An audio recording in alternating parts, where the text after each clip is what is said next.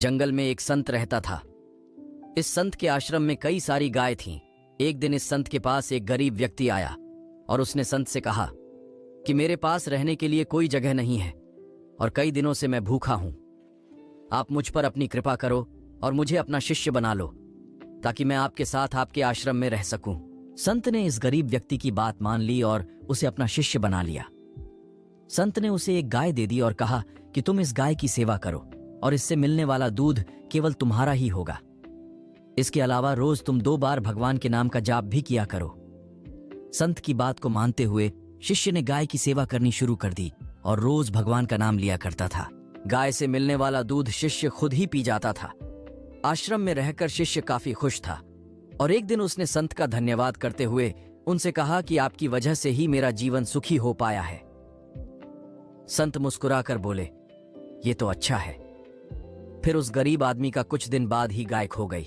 गाय खोने के कारण शिष्य को दूध नहीं मिल रहा था, जिसकी वजह से उसने पूजा करना भी छोड़ दिया और दुखी रहने लग गया।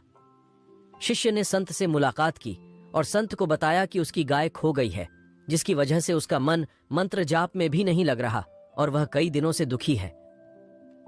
ये बात सुनकर संत ने कहा, यह भी अच्छा है।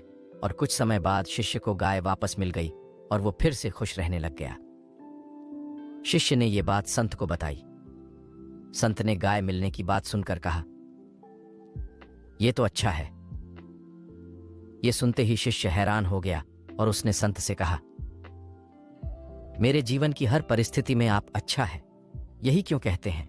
संत ने जवाब देते हुए कहा, सुखी और सफल जीवन पाने के लिए सुख हो या दुख, हर समय प्रसन्न रहना चाहिए। जीवन में आई बुरी स्थिति में अपने आप को दुखी नहीं रखना चाहिए। जब हम हर समय खुश रहते हैं तब जीवन से दुख का अनुभव स्वतः खत्म हो जाता है। संत की यह बात सुन शिष्य को समझ आ गया कि जीवन में चाहे कैसी भी परिस्थिति क्यों ना हो, हमें सदैव प्रसन्न ही रहना चाहिए। ऐसा करने से दुख महसूस नहीं होता और खुशी के साथ जीवन कट जाता है।